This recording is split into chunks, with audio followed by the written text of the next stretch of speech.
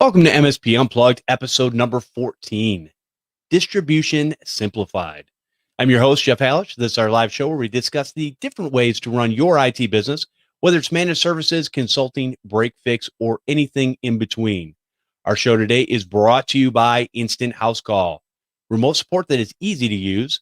You have free auto PC repair to track down and kill unwanted viruses, free sub accounts to let your customers control their own PCs from home. Both very important things in today's day and age. Special discount for listening to MSP Unplugged. Half price for the first 3 months or 2 additional months free on a yearly subscription. To claim your discount, go to instanthousecall.com. Sign up for your free 15-day trial. Then email Corey at instanthousecall.com and tell him you're an MSP Unplugged listener to get that discount. All right, let me go ahead and introduce the co-host. We have Paco Lebron from ProdigyTeks. Paco, how's it going? Better than I deserve, Jeff. Very good to hear. And also we have Ken Patterson from PAX8. Ken, how are you doing? I am hanging in there. It's a beautiful Sunday night.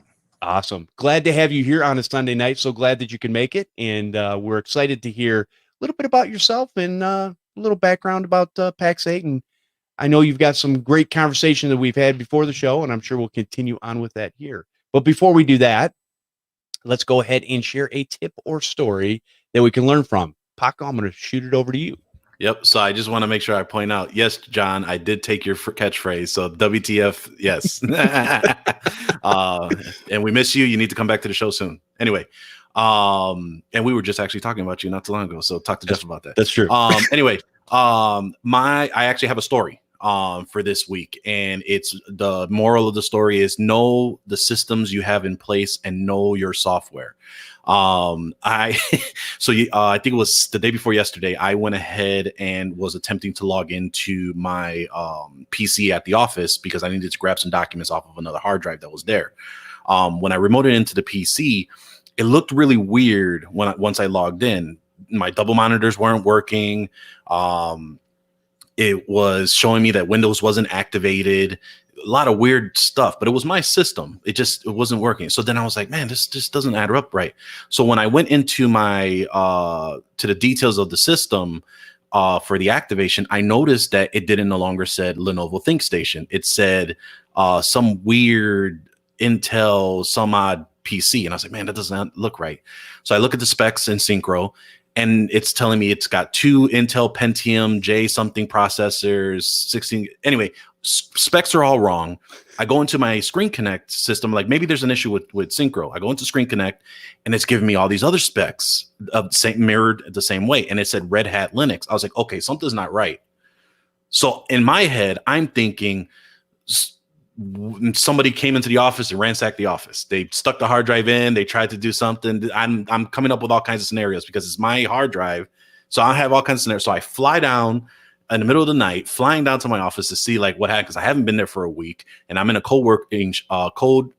shared co-working space.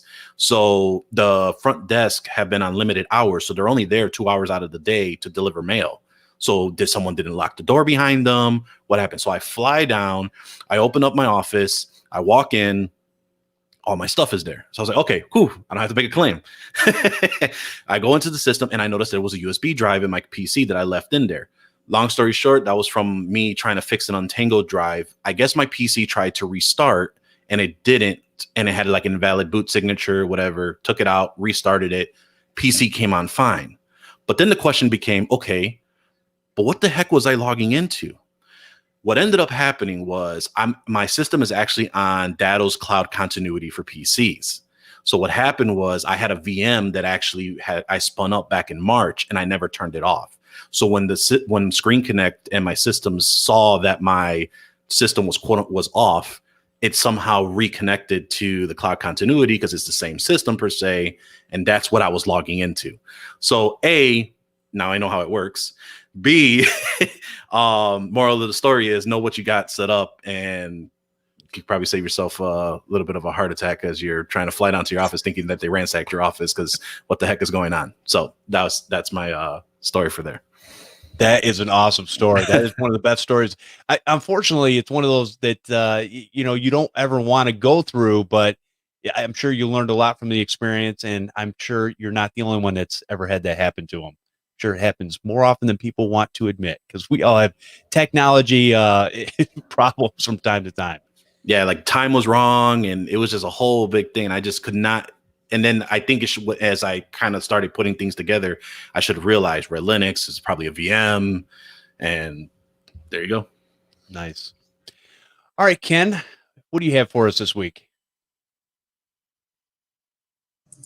First, I have to learn how to unmute my microphone. There we go. All right. So I'm just going to go with, I wish I have a ton of technical stuff from back in the day, but it's just too old right now. And now that I'm with PAX8, I'll give you a PAX8 tip, and then maybe it'll make you want to think about some of the PAX8 things that you can do. So if you're a PAX8 user right now, you guys can use a proration button in your console. So if you're buying licenses and say you're billing on the 10th of every month, but then your techs add 100 licenses on the 12th, typically that's money that's lost for that prorated time between that time and the end of the month. Within the console of PAX8, you can actually hit a button. We call it the Show Me the Money button. And you can hit this button and you can get all the licenses that you had between that period. Now I'm going to tell you a couple little stories that makes this even more interesting. One, when I was a MSP, when I was consulting with an MSP, but right before I came on to PAX8, we started using this. We were losing $2,000 a month roughly between those licenses by not having that proration in place. And then I'll tell you about someone that had a much larger. We had someone who saved $8,000 because they were larger and they had that many licenses. And because of that period of time in between, and that's to face it, we don't make a whole lot of margin on Microsoft as it is. Do we really want to lose it on a half a month worth of pay, depending upon how many licenses you do have? So my tip would be, if you don't have PAX8, you should, because this is one of the many reasons and many things that come along with it. It's free as part of the package. And two, if you do have PAX8 and you're not using that and you're not using the PSA integration, you should. That is great.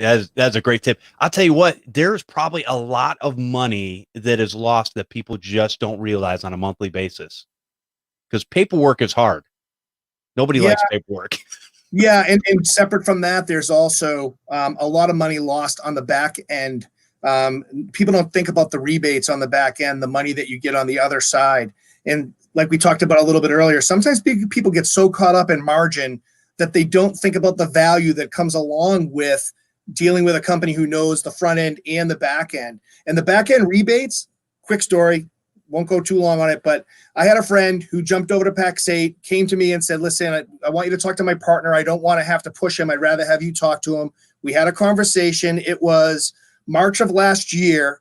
I saw them, got to talk to them. They decided they were going to do it. They moved all their stuff over. And on their back end rebates, because their previous distributor was not doing anything, was not working with them or following along right, when they came to us, we found them $42,000 on the back end in rebates. Luckily, it was just a mistake in checking so that he could get it, because they don't typically retro you the cash. But he got $42,000, and then, of course, came back to me and said, anything you're selling, I'm buying. That's a great story. That's awesome. Good to hear. All right. So I guess my tip for the week is I love Microsoft products. I really do, for the most part. And software is one of those things that if you don't know the insides and outs of what you're using, or you don't use it in a particular fashion on a regular basis, I guess the moral of the story is going to be you need to learn your software or hardware inside and out so you know it backwards and forwards. And you can not only help yourself in running your business, but you can also help your customers when you're supporting them when they have typical same type issues. So over the last probably 2 years, I've been using OneDrive from Microsoft a lot more. And part of the reason for that was I figured, okay, let me keep my business documents, things that I access all the time. Let me go ahead and keep those in OneDrive so that I can access them from my laptop, from my desktop. If I log in somewhere else, I can get all that stuff, no problem.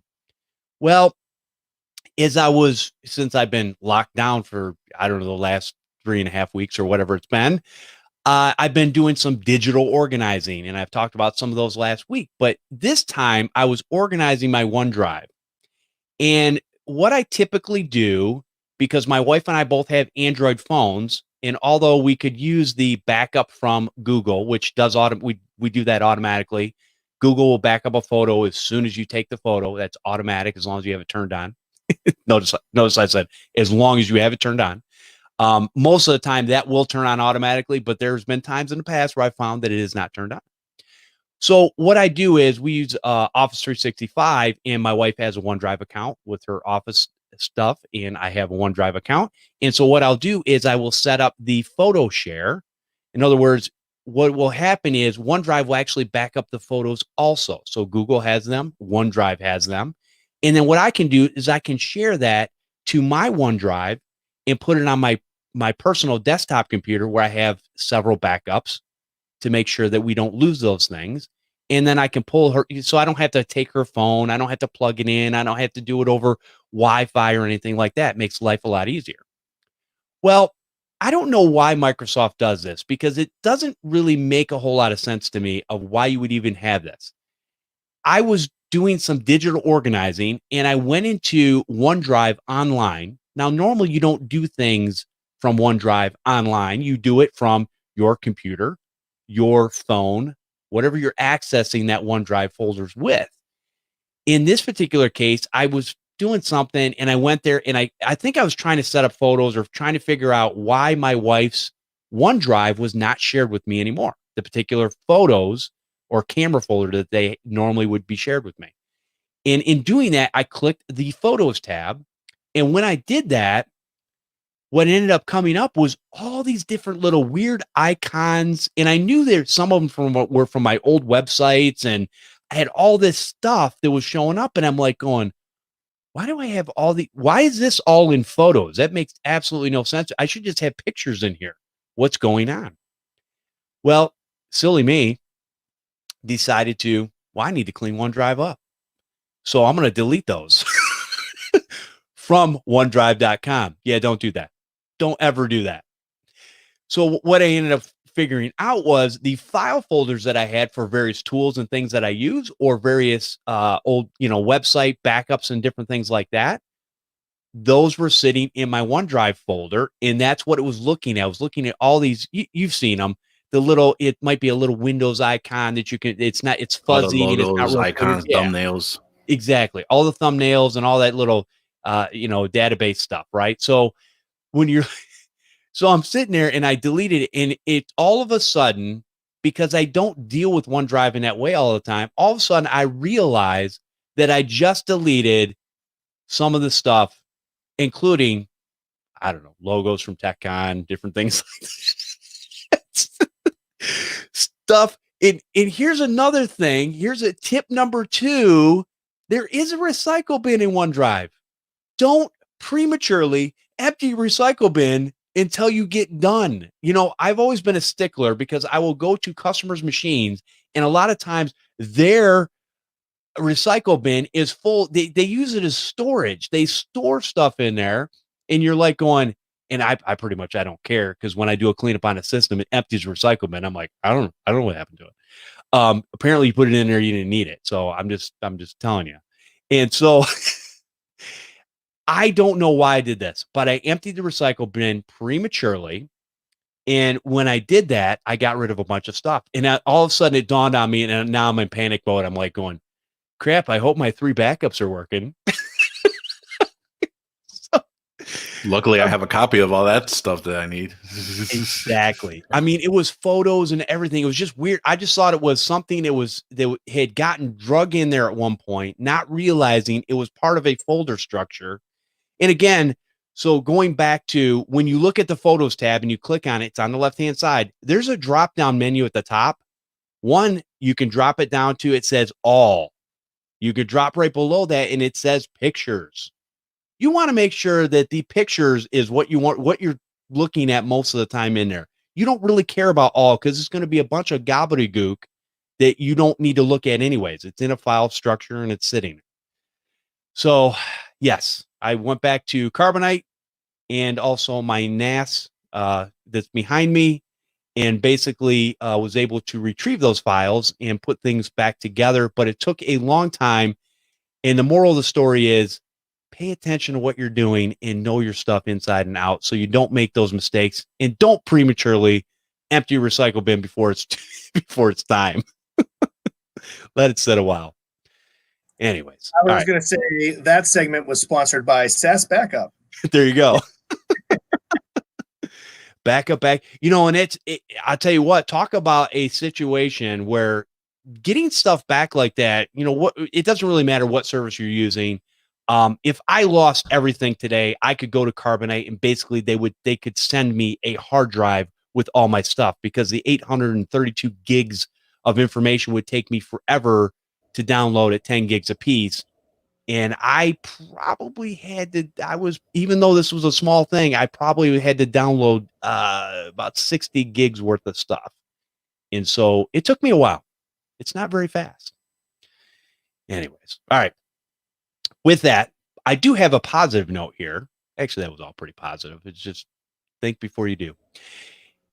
I wanted to bring this to your attention, and I also wanted to bring it to your attention so you all in this audience can help spread the word on this. We have our good friend, Corey Fruitman over at Instant House Call, and he has a new product and service that he's putting into play. And that is this. It's called Instant House Call Kickstarter. It's a free program, and it's designed to help new entrepreneurs who are impacted by layoff due to the coronavirus. If you're starting a new computer repair, MSP, IT service, or IT consulting business, Instant House Call Kickstarter is for you. Participants will receive 6 months free of Instant House Call remote support software, Entrepreneur Edition. That's the big daddy. You can pretty much do whatever you want with that, logos and all that kind of good stuff, right? And also 6 months free mentoring from an industry advisor, 1 hour each month for 6 months. And so we're going to put the link in the show notes to do that. If you guys can pass this message around and put it out in your social media feeds, once we get the show notes put up, you can copy and paste it and all that kind of stuff. If you can get the word out for people that have been laid off, if people are looking for maybe something to get into, something that they've always wanted to start their own business, but they weren't really sure what they wanted to do. And this is a great opportunity to get them started, because we've talked about you can start this business with basically a couple screwdrivers, couple USB thumb drives, and your brains. And that's pretty much what will get you started in going in the right direction. You can learn a lot of that stuff over time. And having remote service at this point, there's a lot of stuff being done remotely. A lot of people are stuck at home. And guess what? I am not traveling to customers. I log into Instant House Call and I go right to my customer's computer, take care of their problem, sit on the phone with them, whatever, and we kind of move along with our day. So great opportunity. We will have that link in the show notes.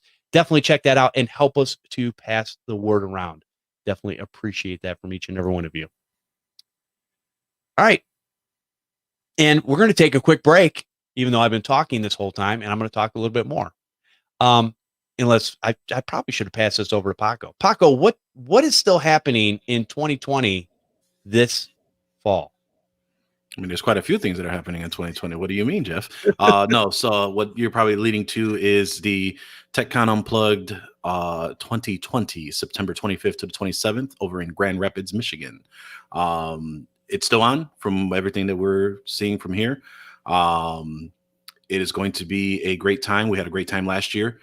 We gathered close to 100 IT business owners to network, engage with vendors, and really have a great time and get those together to really rub elbows, press the flesh. You know, we got a response from the community that they felt that they didn't have an event, a retreat, somewhere that they felt was for them.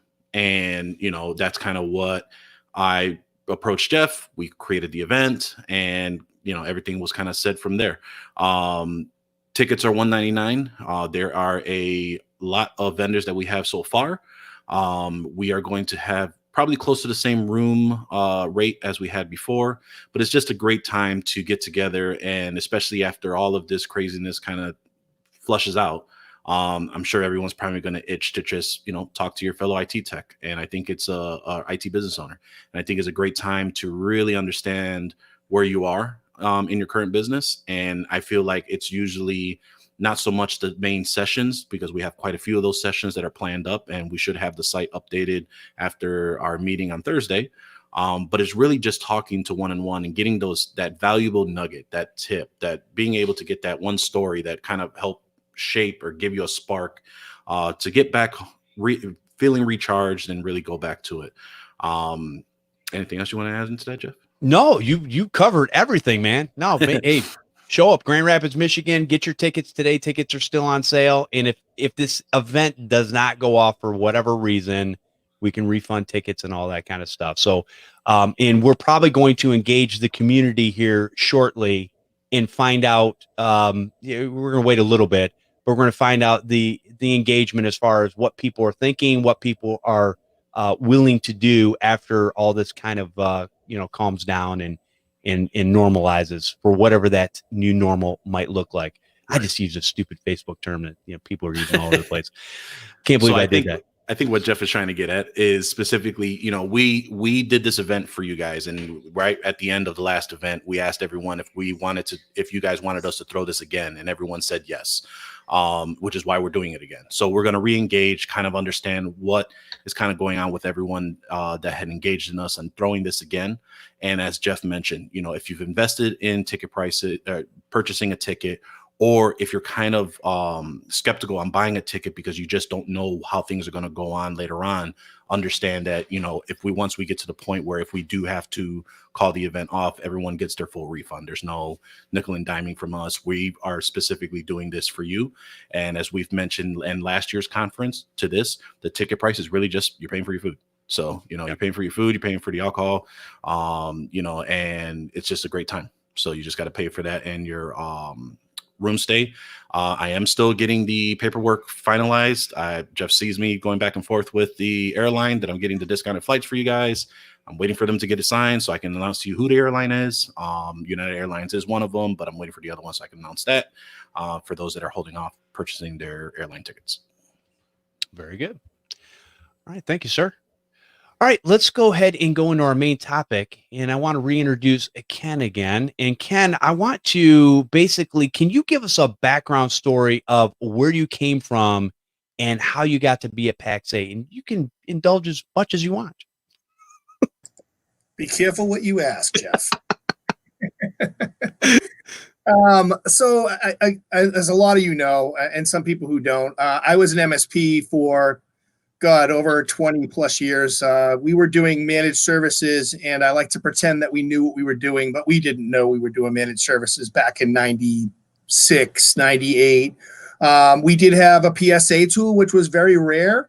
And so we got lucky with that. That wasn't some kind of, hey, we should do this. This is going to break us into the new world. But it did. We had a PSA tool in 98, and we were already rolling our customers into the system and having our tickets roll through there, and started to do things with some pretty wonky RMM tools back in the day that were not so great. But I started out doing that. I tell you, I could go really way back and tell you that I wasn't your typical computer geek out of the gate. I grew up in a different time. I was in the projects and kind of broke out of that and kind of faked my way through school like most of us project kids do. And eventually fell into IT by working at, I ended up working at Fidelity of all places. And I started to learn technology, and it started to fall in my lap. And eventually Microsoft actually tried to hire me, and I didn't take the job. Microsoft got a little angry and pushed back and came at me. And one of the owners of the company that I was working at found out about this, and ended up, him and his partner made me a partner of the company. And that was my first MSP. We took that company from, I think I started there, they were about $350,000 a year. And I think we were about $5 or $6 million. So it was a pretty fun ride. And boy, did we make a lot of mistakes. And my whole thing is sharing those mistakes with other MSPs over the years is what I thought has got my spot in the channel world and the community. People started to notice me a little bit more. I started going to events, which is why your event is very important. Rubbing elbows and doing those things that you're talking about. Something that you didn't mention. Yes, the nuggets are very important, but it's the relationships that you walk away with, the new people, the new knowledge from those people gets bestowed on you, and you can call on those people anytime. That's what makes our community so great.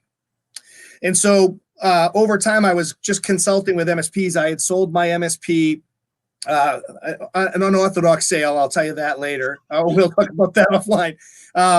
But I ended up loving consulting with MSPs so much that I stayed, and I did that with a bunch of other MSPs. And then I bumped into PAX 8, and I'd been offered jobs by other vendors, and I just thought, I've been doing this so long. How can I make the switch? It just wouldn't be, I don't know. It's not me. I like helping people in this way. And I always felt like vendors were about the sales and what was my sales at that point in time and how was I going to make those numbers. And I'm not a sales guy, as a lot of people think I am, but I'm really just passionate about what I believe in. So I kind of sound salesy when I wear my heart on my sleeve, but I'm an engineer. I was a tech from the very beginning when I first learned that I could actually do this stuff. And so I saw PAX 8 and started talking to them, and boy, they did things differently. There was something special about their approach, their people first approach, how they look at partners. And I just fell in love with it. And the one really cool thing about it was, I said, I don't know if, a lot of you guys know I'm from the East Coast, so I'm a bit blunt. I don't pull any punches, which is usually good. I'm going to give you the honest opinion. Hopefully you like it. If you don't, maybe, it brings something back. But I'm not going to lie to anybody to make them feel better. I want everybody to learn. I'm not mean to anybody. I'm very positive, but you're going to get the honest answer. And so they came to me and we had our conversation. I was very blatant and honest and said, look, I'm not going to sell. I'm not going to make a commission. MSPs will sniff that out in a second, and I will look like just another sales guy. And that's not me. That's not who I am. And they were like, no, we don't want to do that. Tell us what you want to do. And I'll tell you, I've been there a year and a half. The honeymoon phase is not over. It's just everything's great. They're doing all the things that I'm recommending. And they brought me in to be the internal MSP to not only PAX 8, but to our partners. And they allow me to not only talk about PAX 8, but to talk about the industry, talk about MSP stuff, and be able to help our partners grow through education. And that's just something I think it's so simple, but not everybody gets it. We discussed this stuff about how, some companies get it and some people don't. And that's been, that's kind of the how it all happened. From a PAX 8 perspective, just to give you guys a little bit of a background of what made it so, why I connected with them so much. And I think that a lot of you guys would, if you know the whole story. I'm not sure if you guys know who John Street is, but John Street is the founder of PAX 8. He started a company called MX Logic. I'm sure most of you guys know who MX Logic is. They were one of the biggest mail protection companies on the planet back in the day. I used them. A bunch of the MSPs have used them in the past. And John tried to take that to distribution back then. And he found it to be very difficult. It was impossible to do. So when they sold MX Logic to McAfee way back when, and he was out trying to think of what his next venture is going to be, he said, who would be crazy enough to go into distribution for this cloud stuff, knowing how hard it is to do? And John Street was the guy. And his whole philosophy about how this had to work for the MSPs, for the SMB, was insane. And I'll tell you this, when I first met the people at PAX 8, I thought there were 2 employees. I'm not going to lie. When I was working at my MSP, I talked to 2 people. I thought they were this tiny little company. We did a little bit of Microsoft with them. Then I went to the office. Holy moly. They have more developers than any sales company should. They have a big tech team. And I was just blown away at some of the things that they were doing behind the scenes. This kind of got me learning a little bit more about the company. And they just 100%, when you're in there or you're out of there, it's the same message. We're here for our partners. And what makes that so unique is that right now, some businesses are actually starting to get that, right? We're not supposed to be selling right now. We're supposed to be building relationships. We're supposed to be compassionate. We have to help we have to help each other through this time. And guess what? It makes it a lot easier when you were doing that before something bad happened. It just makes it that much easier now that, we're in this, kind of crappy time, but there are a lot of positive things coming out from this. And I think this is true with any one of the businesses. If you were doing things right before this happened, whether it be process, your processes, and you had your processes in place and you had the right things in place, you were doing cloud already, you were heading down that road, it made it a little bit easier for this transition. And I think that's what PAX 8 does for their partners, for their employees. and again, like I said, I'm wearing my heart on my sleeve, so I'm gushing a little bit, right? I can just tell you that from that standpoint, these are the types of things that happened to me along the way. And I just finally said, you know what, I'm going to give this a shot. And I've been able to do some really cool things. They've been very flexible, and they know in the end, the more we're helping our partners, that helps everybody. And I think I told you guys before this, the coolest thing for me is when someone comes back to me and says, hey, by the way, something you shared with me changed my business. We grew, we did this, we added that. Boy, I'll tell you, there's nothing better than having someone come to you and talk about something like that. So that's really why I'm here, why I came to PAX8, and the fact that they let me do what I do and be out here and just be a kind of advocate for our community as a whole and stay positive through this whole thing. That's what makes PAX8 different. Now, as far as value and the things that PAX8 delivers, you know, we're doing all kinds of really cool things right now. Oh, by the way, Paco, I appreciate the shout out in one of your last podcasts. I actually watched and I saw you give a shout out for some of the stuff that we're doing. You know, for PAX8 partners, there's a whole lot of things coming down the pike. We have a lot of we're trying to do Teams training. We're doing white labeled Teams videos that you can white label for yourself and, you know, put it off as your business, sending it out to your partners so they can learn more about Teams, M365. We're doing, actually next week on Wednesday, we're doing a town hall, which is going to have 4 of our top MSPs in different varying companies to just basically have an open conversation back and forth about what they're dealing with, how they're doing these things, what's happening to them. And Paco, you know, you've been on some of our open webinars that has nothing to do with PAX8. They allow me to use their tools and said, run with this. That's fine. We want the community to be healthy. And every Tuesday and Thursday, I do something with Lori Tishnai, and we just open up a webinar for anybody to come on at 3:00 Eastern time every week, Tuesday and Thursday. And we want everybody on there. We have vendors from all over the place. I don't care if they work with me, they don't work with me. It's about our community. It's about us together getting through this. And if there's ways we can help each other along the way, that just makes us all better. So yeah, I could roll into this stuff on and on forever, Jeff and Paco. But from that standpoint, that's what happened with me. My short story is I was an MSP. I was doing it for many years. I didn't own my own place, and I could only help 1 or 2 MSPs at a time while I was doing that. PAX8 allowed me to help thousands of MSPs. And we created our own show. We do what's called the mission briefing. We do 2 a month, and we go around the country and we educate. Not now, we don't. We educate. We educate our partners and just show our partners ways that they can do more, upsell, cross-sell, tips and tricks. We have panels where we let the panel go back and forth with the partners. And so every trip I come away with something new. These nuggets that you're talking about, Paco, this is where they happen. All of that stuff. And what we're going to do now, because this new norm, like you talked about, Jeff, and yes, it's a catchphrase, but we got to use something. It works.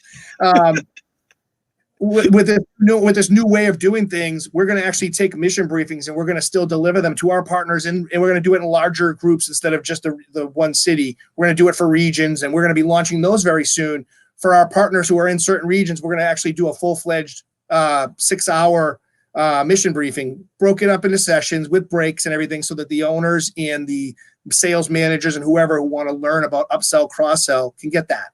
I think it's just really cool that we're trying to do this. We're trying to evolve into this new time. I don't think that anybody's going to get this 100%, because the missing piece is what Paco said. And I'm glad you said that, Paco. Is the personal contact. You just can't beat in a face-to-face. You can't beat that. We're all talking, and I can break off and talk to Paco for a couple minutes, still listening to what Jeff's saying over here, but have a conversation with Paco, then come back to the conversation. You can't do that in these Zoom sessions and these team sessions. It's impossible. But I think what positive thing has come out of this is we're doing more of this. We're doing more of the Zoom happy hours. The people are getting together in all new ways. That's really cool. But I don't want anybody to ever think that it replaces what we're talking about when we're talking about in-person shows. And when we deliver those shows, that's a whole different thing. Wow. What a great origin story and great background, Ken. I mean, there's so many ways that you could go with that.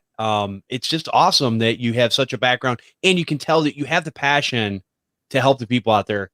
I'm just going to say this. I don't know the rest of the people at PAX8, but they picked a good one when they picked you. And Thank you. Thank you. Is my check email or? They they definitely made it easy. Like I said, I don't go around talking about something unless I believe in it. You can tell. For me to stay here and do this means that they are doing everything. And listen, no one's perfect.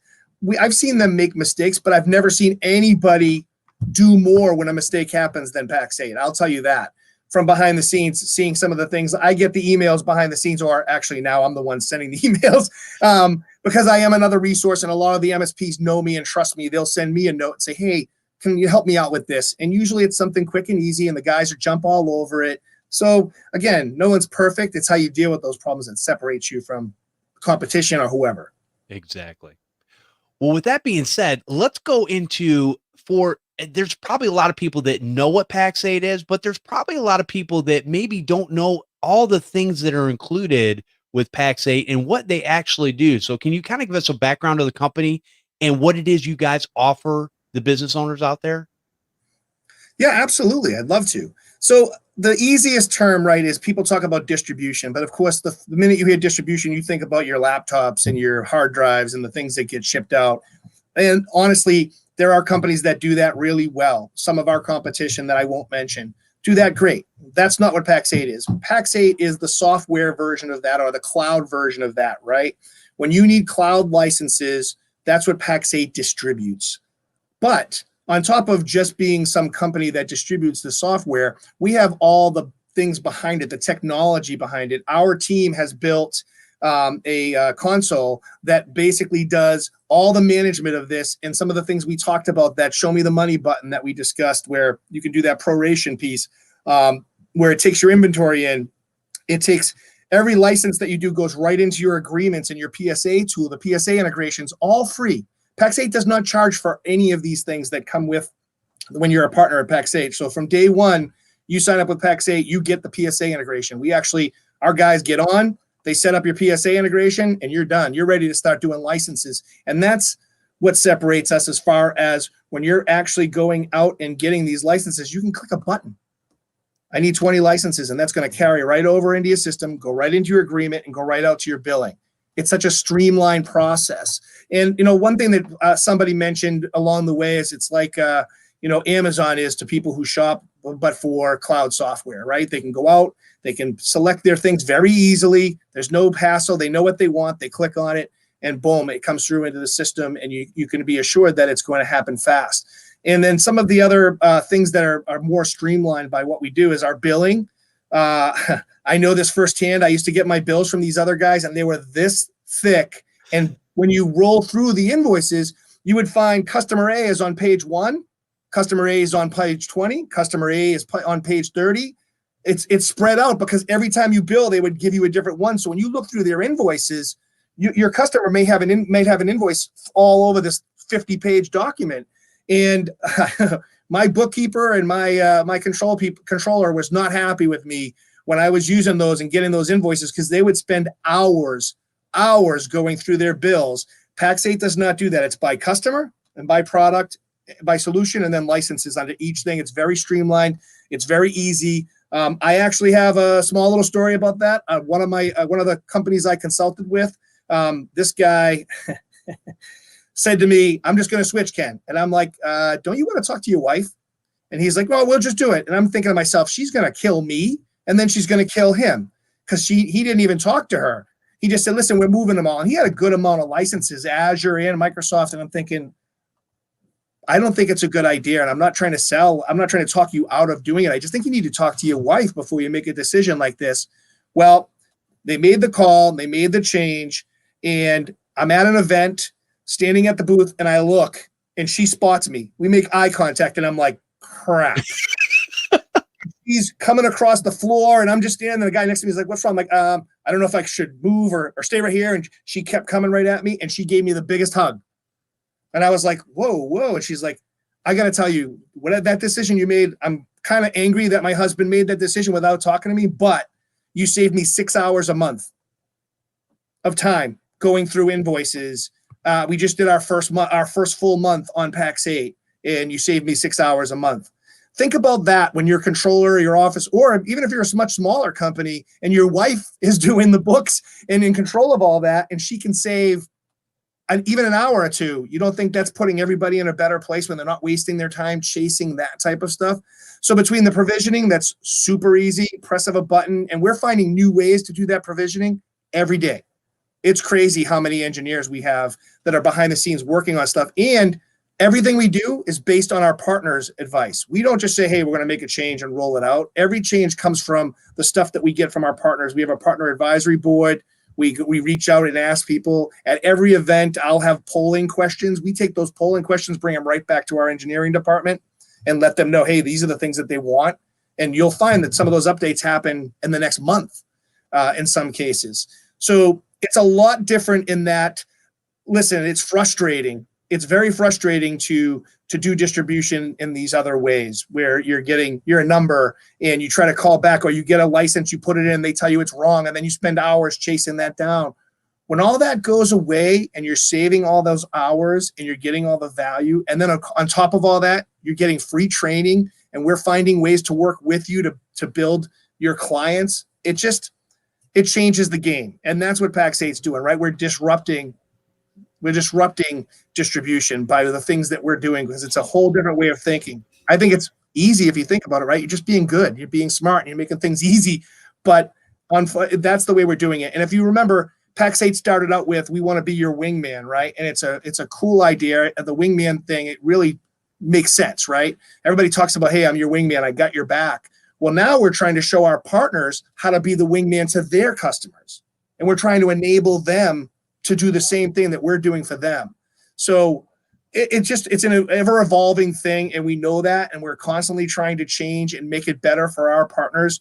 So I think that from a standpoint of what we do, if you have cloud, if you need SaaS licensing, Microsoft, whether it be disaster recovery, business continuity, whether it be productivity, whether it be infrastructure or security, if you're not doing it through Pax8, you're losing money and time. And I don't mean that's not a sales pitch. That's a Ken, I've done this on the other side of the fence and I've come on this side of the fence tip. You're losing money. And don't just be looking at the margin. Some of the things that we do before and after will blow your mind. We spend a lot of time on the back end rebates, which we pass 100% off to you as a client. And that's something that nobody else is doing. Some of them are saying they're doing it, and maybe they're trying, but everything that I've seen and heard, they're not doing it the same way that we are. We have Microsoft people on staff that are helping us better understand the rebates as they change. And each time they pop up, we show our customers not only how to get them, we show them how to get certified. We show them how to pick the right certifications so that they can get their silver or their gold, depending upon which one matches up to them best. These things you just don't get from other distributors. And I think that it goes a long way when you're showing your partners that, oh, by the way, we also don't just bring vendors onto our line card willy-nilly. I've never seen anybody get vetted. I have friends who run vendors who are yelling at me on the other end going, hey, I thought I thought you made contact. I said, guys, they don't just take anybody just because you know me, or the product, the solution has to have API, right? It has to have full APIs, has to be open APIs to run right in the system. Every SMB should be able to go boop and order that product. Also, if a product's going to come through us, no minimums. We don't play that game. So if you notice, there's some products on our line card that if you go direct, you have to have a minimum, not through Pax8. They waive that. So we make them jump through some hoops so that the SMB market gets what they need. The product has to be quick and easy to use, or else it doesn't make it onto the Pax8 line card. So all these things tied together means that no one's working harder for you than Pax8 is. And then also, by the way, I'm not going to pat myself on the back, but you also have me as a resource and my resources. Paco, you're one of those people who I know through the industry we met. And if I need something, I know I could call Paco up and say, hey, by the way, I got this thing going on, and he would help. And that goes for all the connections that we have. I think that's another valuable resource to have, in that I don't talk just Pax8. I talk about business. I talk about what is it that you're doing. And I also, by the way, I'll do this disclaimer right now. I'm not an expert in any stretch of the imagination, not an expert. I feel like there's too many people out there claiming that they're experts. I've been in it for a little while. I've seen some stuff. I like to think that the things that I talk about or I've seen as successes or I've seen as failures may give you a little piece to tie to your business, because my business was different than Paco's business, was different than Jeff's business, and everybody's different. They have different regions, different customers, different verticals. There's no silver bullet in MSP. If there was, there'd be a lot of us making a ton of money or a lot of us just dropping straight out. There's a lot to do here, right? There's a lot of the different ways to do these things. All I like to say is, hey guys, this worked for me. And we bring together the community and talk about what worked for us and hope that the people plugging this in can take pieces and nuggets of that and apply them to their business to get better. Yeah, I was just gonna say that it's exactly like you mentioned. For me, for my story for PAX 8, it took me probably a year before I joined PAX 8 because I forgot the rep's name. And this was before PAX 8 was kind of really making the headway that it was in the industry. I think this was back in 2018, I think. And I had someone calling me every month, hey, you gotta come on PAX 8. Who are you using for cloud? And I'm just thinking to myself, who in the heck is PAX 8 and what's going on? And I didn't pay no mind to it. I even thought, hey, why don't you come onto the show back then?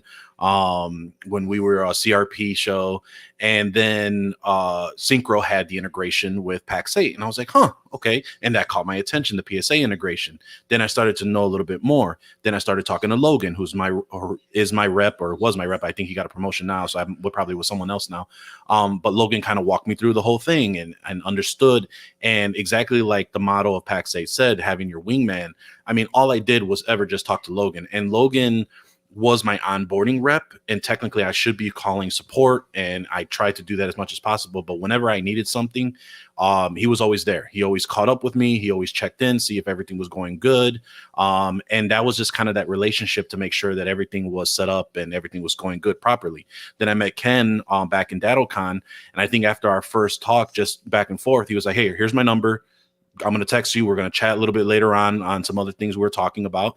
And that's how me and Ken developed that relationship. And we were able to talk back and forth, and just not even on PAX 8 and business stuff, just, shooting the stuff and going back and forth and really just building that relationship. So when I say that Ken is our guy and one of us, I can tell you he's one of us. He's definitely, and we have that type of, who's really our people, who's that in our community. And I can tell you that Ken is one of them, and I can co-sign for that.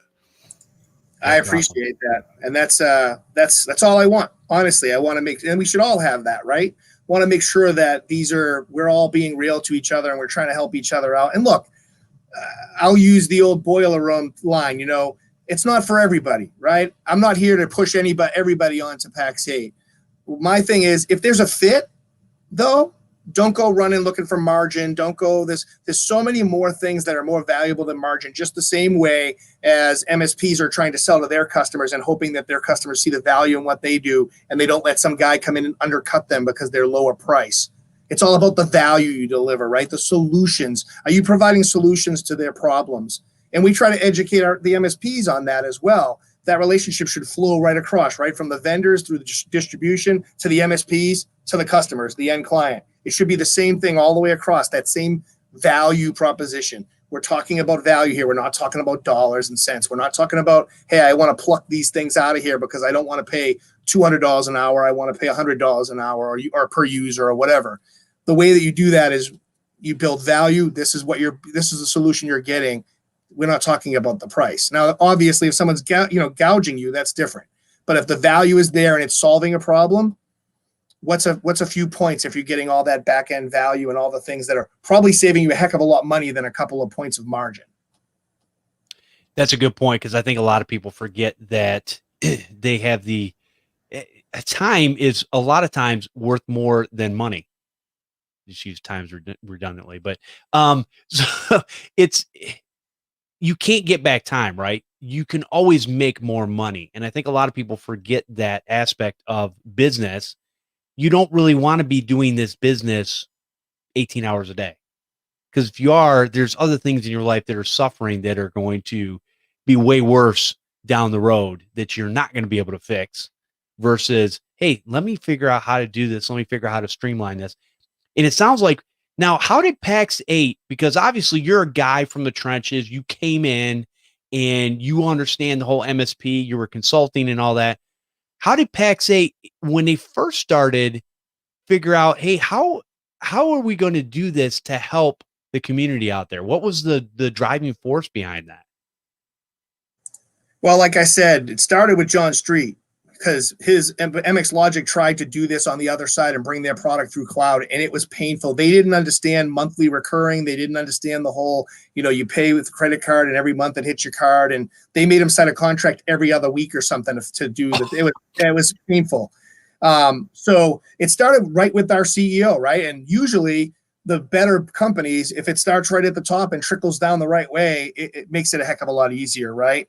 And then the people that they had working there, they have guys, straight up from the top from John Street. They have Ryan Walsh, who was with him at MX Logic, Ryan Burton, who's does the product stuff and does the vendor stuff things. And there's just all the way down. And it all started with that marketing piece that I was talking about. That I was funny because on the East Coast, people are a little more hesitant about marketing, right? They just like, okay, where's the stuff? Where's the working stuff? I don't want to know about the marketing thing. But PAX8 would have never been where they are right now without those beginnings of Jen Bodell and Don Jeter wearing the jumpsuits. I mean, who doesn't know about those jumpsuits? And a funny story was, I knew this guy from way back, and then he said, "Oh, Ken, you joined PAX8. Let's have a conversation." So I went to his office and he tells me, "Look, they just seem like a marketing company to us, and I'm just not that interested in that. I need it." And I said, "No, they're not." And I went through this whole process. He goes, "Oh, let's go to the kitchen and get a drink of water." And I go in the kitchen and he has a damn magnet on his fridge of Jen and Don in their jumpsuits. And I'm like, "You're talking about how they're a marketing company, but look, they're on your fridge right now, and they haven't done that in a year or two." So it was really funny to see that it did stick, right? They remembered it. But then it was, okay, now we got them with the marketing piece. Now we have to deliver all the stuff that we can do. And I think PAX8's done a great job with that. And what they've done is they've brought in people like myself. They've brought in people who understand the business side of things. And the mix has been phenomenal.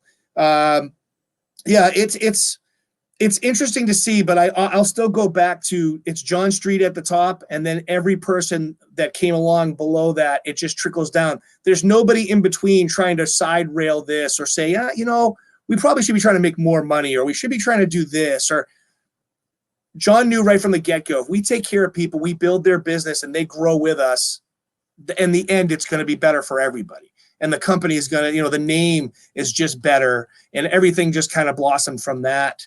From my perspective, the way that I see it, a guy from being on the other side and coming over here and seeing this, and then to see these guys operate, right? We moved 450 employees to work from home in a weekend. Think about that for a second. Now I'm already in Boston, so I didn't have to do anything. I was already plugged in. But it's because they already had that capability, right? Everybody knew what they were doing. We're a SaaS company. We drink our own champagne. We use the products that we put out there. So it wasn't a difficult move because we already had everything in place. And that's just that forward thinking. And one of the cool things, we had a leadership meeting a week or so ago, maybe 2 weeks ago now. Geez, the time all slips away. But John said to us, "Look, this is the mentality we're taking. We're planning for the worst and hoping for the best." And that mentality is like, it hit me like a lightning bolt, 100% accurate. Because if you're not planning, you're dying, right? I think someone else said that it might have been Nick Hetty, another great person in PAX8, said, if you're not planning, you're dying. And it's 100% true. If you have no plan, right, there's no end. It's just not going to work. So having that plan, knowing that, hey, look, we're going to get through this. We're a cloud company. We were already built for it. We were already in place. We're doing great, by the way. So everybody knows PAX8's doing fantastic right now. And we're thinking about is our partners and how to help them. But we're also ready for if it got worse. If something bad were to happen, there's a plan that breaks it all the way down. There's not, oh my God, we're going to have to let go 100 people like some of the, some of these companies are faced with right now. That's not PAX8. But if it did happen, there's a plan to make it all happen. There's a plan to make sure that we would have contingency before that happened. And that, to me, makes me feel more comfortable. I think it makes our partners feel more comfortable. We have a plan. We're not in that place by any stretch of the imagination, but we do have a plan for if that did happen. And that makes me sleep at night. And I think it lets our partners sleep at night. So it all starts from the top. I can't say that enough. And you guys know I don't pull any punches, so I'm not kissing a little butt here. It's just 100% truth in how we're all going to get through this. To be able to get in here and say, hey guys, we're good, and we're going to have a plan for if things get worse or bad things happen. In fact, we've hired, I think, I could be less, but I think we've hired 15 people, new people, since this started, and they've never come to an office. They've never met a person. They've rolled right into the Pax8 model and have been helping in different areas in the company. So pretty positive stuff to be thinking about as we're pulling through this. That's awesome to hear. Everybody always wants to hear that the company that they're working with is going to be around and that they're planning to be around in just making sure that no matter what happens, that they're there for their partners. So that's awesome. Now, if you don't mind, could you mention, maybe we talked about, I hate acronyms. We call the show MSP Unplugged, and it's kind of I've always talked bad about MSP, the word, because I think it's stupid, but that's just me. So we kind of did the, hey, we're going to do MSP Unplugged, and some people got confused a little bit, but we know it's a way of doing business.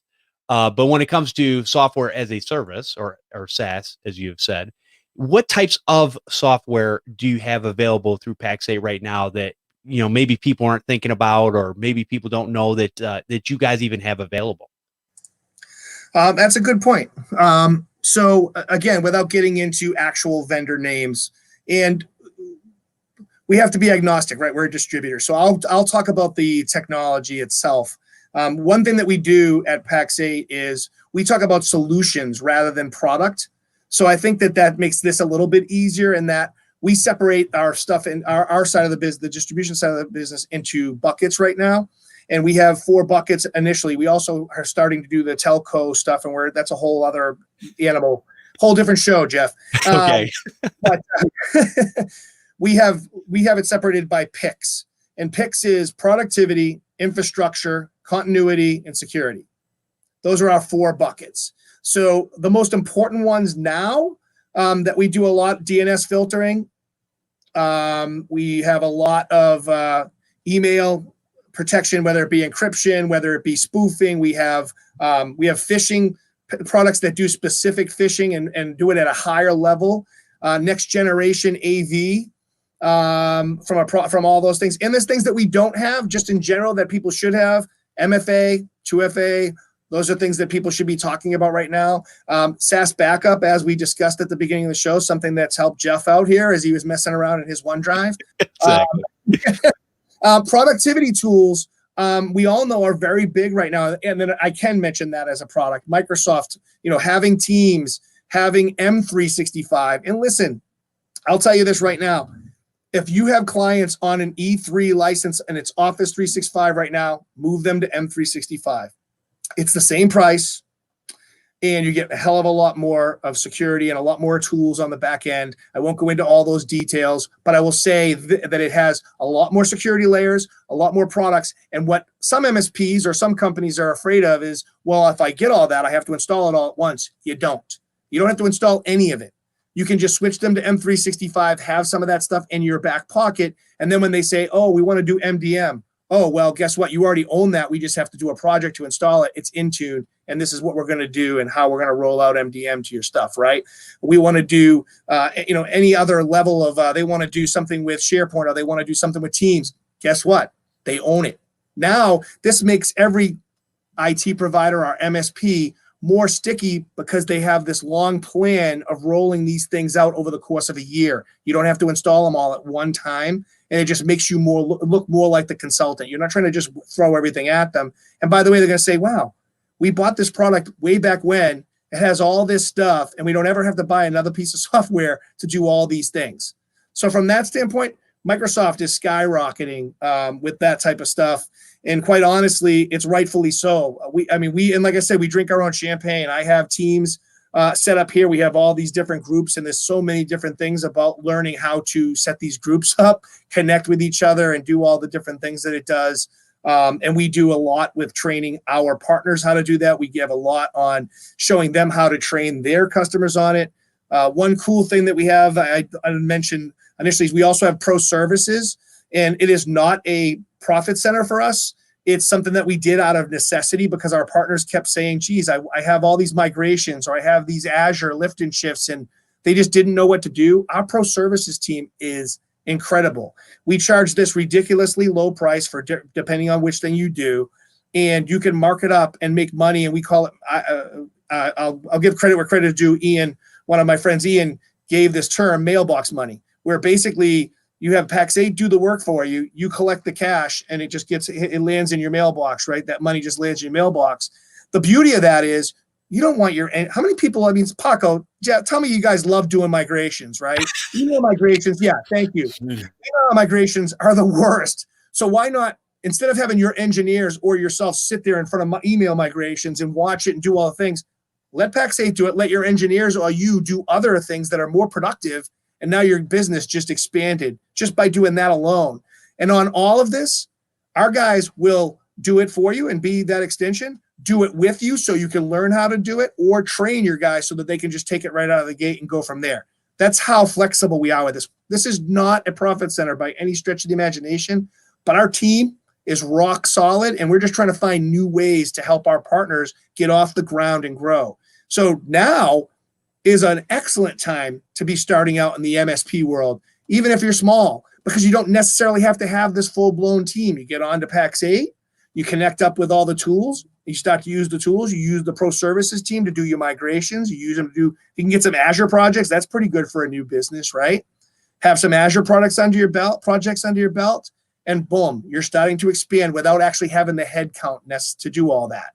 So those are the extras, the things that you can do, and some of the products that Pax8 offers. One quick thing before I get all over the place and crazy is right now Pax8 is doing a thing because of our Wingman 2020 kind of got split. Obviously, everybody had to work from home, and we can't go do the show. So Pax8 is going to be offering skilling, the Microsoft skilling that we were going to give as part of the entrance to Wingman 2020. We are doing a skilling event, so we still have to do that. And we're going to start that very soon. I think it's actually already started, where we're going to actually give your techs, if you're a Pax8 partner, you get a free, full-blown Opsagility training all the way up to your test and take the test for free. If you have techs that you want to do it with you, or a part of this, it's $50 for each additional tech. It's ridiculously crazy to think. I know it's hundreds of dollars. In some cases, it's thousands, depending upon the training and what certification you're going for. And this is just one way that Pax8's trying to give back. There is something cool that everybody should pay attention to here. We are going to have a contest. Whoever gets the most of these, does the tests, does the most testing. There's going to be a whole lot of pieces to this. You can learn more about it on the on Pax8, and actually you can. We'll talk more about that, or you guys can get a link to that later. But there's going to be a contest, and there's going to be a very large giveaway. And I'm talking about this because we would not normally give something away or go out and buy something right now to give away, especially in this day and age with what's going on. This was something that we had already for the Wingman 2020 show that we just decided we're going to have to do it. Let's just give it away. And it's going to be really cool. It's something that everybody's going to go, holy crap, this is awesome. So hey, be on the lookout for that. If you guys are Pax8 partners, make sure you guys talk to your rep about this. Ask them about skilling. It's already in the console. You can just do a search for skilling and you'll find it. Paco, you can find that. And then when you go in, you can go through right that now. Yeah. Talk to your rep about it. And then when we release the news about what we're going to be doing as the prize for this contest, I think everybody's going to be very, very excited about that. So this is just a part of what was going to be Wingman 2020. And then we're also going to be doing a lot of education that was Wingman 2020 down the line, educating our partners and showing them better ways to maybe get through this. And then another word you love, into the new norm. There you go. Oh, all these catchphrases and I know, acronyms and it's wonderful. Though, think about this. We've all been in the industry for a while now, maybe some more than others. And how about cloud? Now, I've been doing this cloud thing since 94. It wasn't called cloud. We had .NET. We had ASP. I can't remember all the acronyms and all the little things, and nothing caught on. Now we got this sexy word, cloud, and it just took off. And everybody thinks it's this new thing. It's been around forever. We just found a cool new word for it. So maybe someone will come up with something better than MSP that's a little more sticky that you like, Jeff. It's unfortunate, but I think that particular acronym actually kind of stuck in this industry, good, bad, or indifferent. It did. I think it's here to stay. And we've talked about that in the past, where managed services have been around pretty much since the beginning of time. Somebody's always been managing somebody's services, doing whatever. It could be, shoveling camel poo. We don't know, but I mean, that stuff's gone on. So we understand that those things are out there, and we kind of make light of it a little bit. But it's kind of fun from my perspective, anyways. Well, Ken, I appreciate all the things that you've brought to the show, all the things that you have talked about. And the only thing I can say to people is go to PAX 8. And after we get off this call, hopefully we can get some links and stuff to things that we'll put in the show notes for people to access and go to your website and get started. Because it sounds like, to me, it's a no-brainer. It's just something, hey, sign up, go do it. So I guess let's talk about that for real quick. What is the process for somebody to get started with PAX 8? It's very easy. Go.pax8.com, and you can sign on, be a partner. It's that simple. What they do is they'll set up a time to talk to you. You'll be able to pick the time, and then when you decide, hey, yeah, I want to be a partner, they have an onboarding call, which is about an hour, where they talk about where they actually work on your PSA. They'll ask you questions. You could say, hey, I'd like to learn more about Azure, Teams, Intune, whatever, and they can start to set that process up and get a better idea of where your company's going. If you guys have questions, these guys can share you guys can have my cell phone. Jeff and Paco, you guys are readily available to share my cell phone and my email address. You want to call me first and say, call my bluff. I'd be more than happy to have a discussion with anybody about this. No-brainer is the actual proper term, but I hate to say that because it makes people feel like, well, what's that make me? What do you mean? Like, I get it, but it really truly is. Also, check out some of the things that we do. Go online and see. Actually, I challenge any one of you to go someplace and find something negative written about PAX 8. Go to Reddit. Reddit, there's a lot of people who say bad things about people who probably don't even deserve it, because people can be a little extra angry. You won't find much on Reddit about PAX 8, and if you do, I guarantee you there'll be 50 people below them that'll shoot down what it was that they said, because it usually turns out to be something small. Like I said, we're not a perfect company. When we make mistakes, we do fix them fast, and we have a good name in the industry for that reason. So I challenge anybody to go out and find something negative and go look it up, go find something, because you won't find much. You're going to find something negative everywhere just because people have that in their nature. But go look. I guarantee you'll be shocked at how little you'll find from a negative perspective on PAX 8. We often get accused of having PAX 8 employees go on to these things and say nice things about ourselves. Nobody does that. Not one employee does that. It's just that's how good it is. Our partners really do stand behind us, and will say nice things. And like I said, sometimes we get accused of these weird little things of how we don't need to do that. The product speaks for itself. It's free. You sign up, move a couple licenses over, move a customer over, try it out. If something goes wrong, call me, and I'll make sure that he gets the right people and we get you fixed up. I think the biggest thing too that someone that we can take away is, for those that have not signed up or signed up and haven't gone into the portal, understand that there are many vendors in their catalog that otherwise you may not have direct access to because of your size, because of the price point that you need it at, and just the terms that you want as well. I mean, I think the biggest piece of the no minimums and just the price points and being able to deal with some of these big conglomerates and bigger companies where, you hear stories about them going through have to cut a lot of red tape, jumping through hoops, really trying to get access to a particular vendor. And if it's in the catalog for PAX 8, it's dumb simple to be able to just click the license, add it populates over, they create the portal, have it sent over. I have not had any issues as of yet, and the fact that I'm able to access vendors that I probably couldn't directly makes it a benefit for our company. Yeah, I mean, and at worst, at easiest thing, sign up and be a partner, talk to the rep. Again, this is no cost. Yes, it's time. We talk about time being important, but take the time to do it. And then just look at some of the resources. Next Wednesday, we have this town hall. I don't know if I mentioned it on here or if it was before the call, but we have a town hall next Wednesday with 4 MSPs. You can go to go.pax8.com/town hall webinar, and you'll be able to check that out. You'll be able to have access to our free white labeled MS Teams user training videos.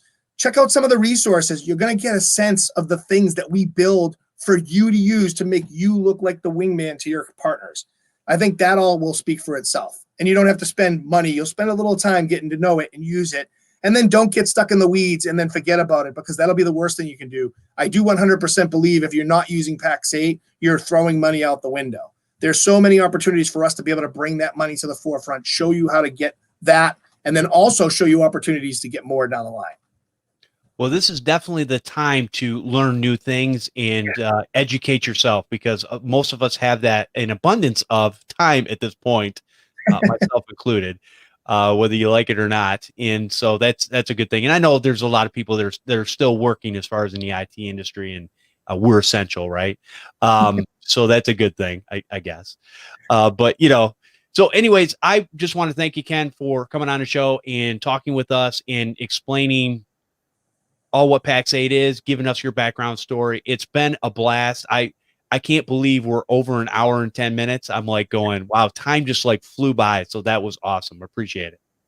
No, thank you for having me. I appreciate the time. And, anybody wants to reach out and ask me questions, and it doesn't have to be about Pax 8. I truly do care about our community. You want some help on growing your business, reach out. These guys have my information.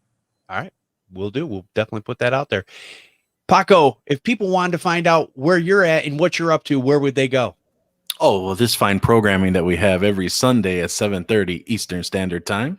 And you can catch us over at TechCon in September 25th to the 27th over at TechConUnplugged.com. Awesome. You can watch the show live and hang out in the chat room over on youtube.com/MSP Unplugged. You can also subscribe using your favorite podcatcher so you never miss an episode. Thank you for subscribing to the show. We'll see you next time on MSP Unplugged.